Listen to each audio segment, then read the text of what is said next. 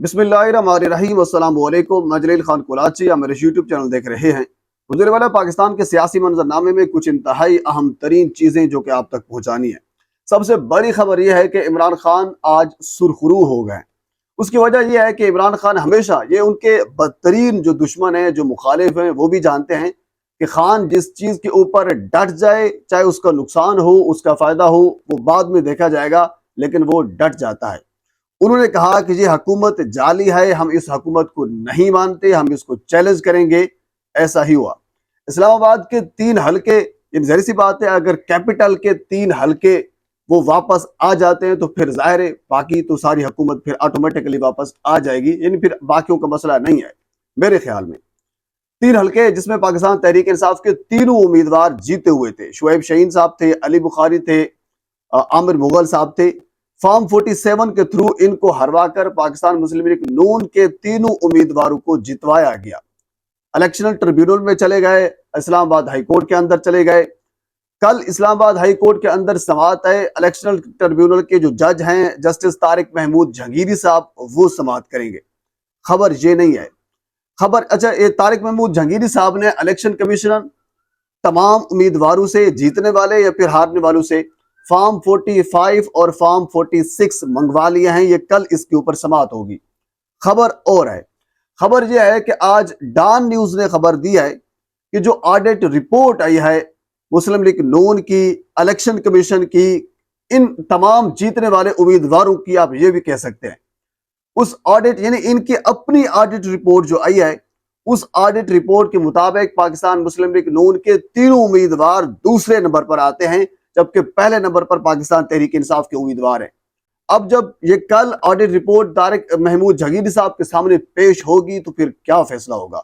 यानी वाज़े तौर पर नजर आ रहा है उनकी अपनी ऑडिट रिपोर्ट ये कह रही है कि हम हारे हुए हैं, तो फिर फैसला कैसे तब्दील किया जा सकता है। पर कल इसके ऊपर फैसला आएगा, समाअत होगी, देखते हैं क्या सूरत हाल बनती है। हम थोड़ा सा आगे चलते हैं। अगली खबर भी इंतहाई अहम तरीन है। किर्गिस्तान के हवाले से मैंने कल आपको आगाह किया था, आज कुछ तलबा जो हैं वापस आए हैं। अच्छा, ये प्रोपेगेंडा किया गया कि उन्होंने हुकूमत ने उनको बुलाया है, उनको टिकट्स दिए, ऐसा कुछ नहीं है। वो तलबा अपने खर्चे के ऊपर अपनी टिकट्स लेकर पाकिस्तान, अपने बलबूते के ऊपर पाकिस्तान के अंदर पहुंचे हैं। मोहसिन नकवी साहब सामने खड़े हुए थे, वो उनसे पूछ रहे थे। और वहां जब मोहसिन नकवी साहब एयरपोर्ट के ऊपर खड़े हुए थे तो एक तालिब इल्म बोल पड़ा, उसने कहा कि हमें अफसोस ये नहीं है कि हमें उन मकामी लोगों ने मारा है, बल्कि हमें अफसोस ये है कि जो हमारे अपने बंदे थे वो ये तासुर देने की कोशिश कर रहे थे कि हालात नॉर्मल है, हमें इस चीज का अफसोस है। ये वीडियो मौजूद है। अब इसके साथ एक और चीज मैं लिंक करता हूं, आपको समझ आएगी। आज क्योंकि पाकिस्तान के डेलीगेशन वजारत खारजा की जानिब से जाना था और मामला जो है उसको टेकअप करना था, लेकिन नहीं गया।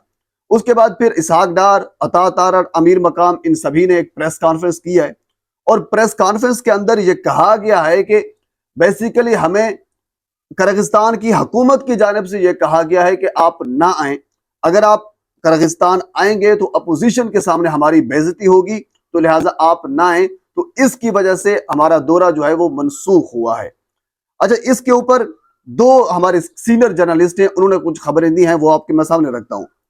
एक तो वहीद मुराद साहब हैं, उन्होंने ये कहा है कि जो किर्गिस्तान की वजारत खारजा है उसको इस चीज का इल्म ही नहीं है। इसहाक डार साहब क्या कह रहे हैं कि हमें वजीर खारजा ने कहा है कि आप ना आए, दौरा मनसूख करें, हमने उनके कहने के ऊपर दौरा मनसूख किया, जबकि इस सहाफी के मुताबिक किर्गिस्तान की वजारत खारजा को इल्म ही नहीं है। यानी सरे से बिल्कुल झूठ बोल रहे हैं इसहाक डार।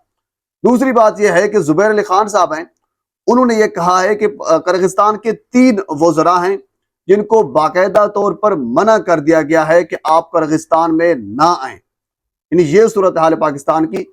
यानी आप दूसरे अल्फाज में ये कह सकते हैं कि जो फॉर्म 47 के वाली हुकूमत है या फिर जाली हुकूमत है, उसको किर्गिस्तान आने से किर्गिस्तान की हुकूमत ने रोक दिया है, क्योंकि उनको पता है कि इनके पास पाकिस्तान के अंदर इख्तियारात नहीं हैं, तो ये इधर आकर क्या करेंगे। अच्छा, इसके साथ अगली खबर हसन नियाजी साहब के हवाले से है।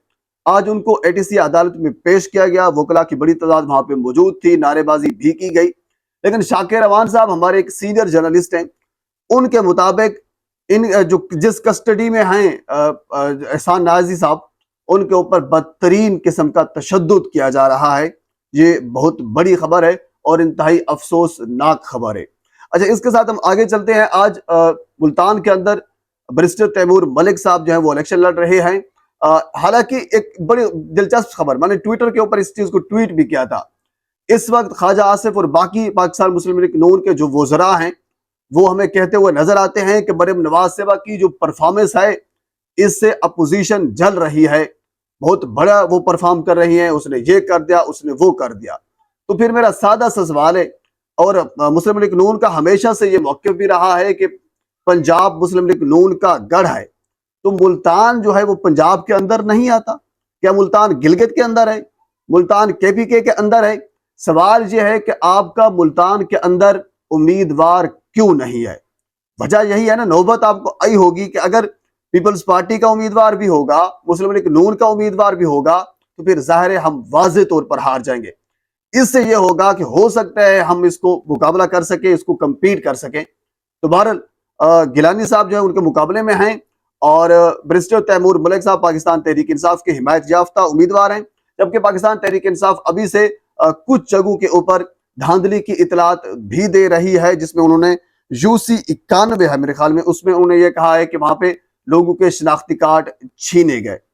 جبکہ پاکستان تحریک انصاف کے جو زین قریشی صاحب ہیں، عامر ڈوگر صاحب ہیں، معین قریشی صاحب ہیں، یہ لوگ بھی وہاں پہ پہنچے ہوئے تھے، انہوں نے وزٹ کیا۔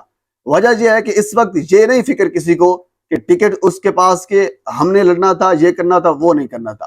پاکستان تحریک انصاف اس وقت بالکل متحد ہے، سوائے چند ایک لوگوں کے جو انتشار کرنا چاہتے ہیں۔ باقی جو باہر کے لیڈرشپ ہے، باقی جو عوام ہے، ان سبھی کو پتا ہے کہ ووٹ صرف عمران خان کا ہے، اور ہم عمران خان کے نظریے کے ساتھ کھڑے ہیں۔ پر پاکستان کے سیاسی معاملات میں اور بہت سی چیزیں ہیں، اگلے ویڈیو میں آپ کے ساتھ میں ضرور شیئر کروں گا۔ ایک مرتبہ آپ سے گزارش ہے میرے چینل کو سبسکرائب کر دیں تاکہ آنے والے ہر انفارمیٹیو ویڈیو آپ تک پہنچ سکے۔ اللہ حافظ۔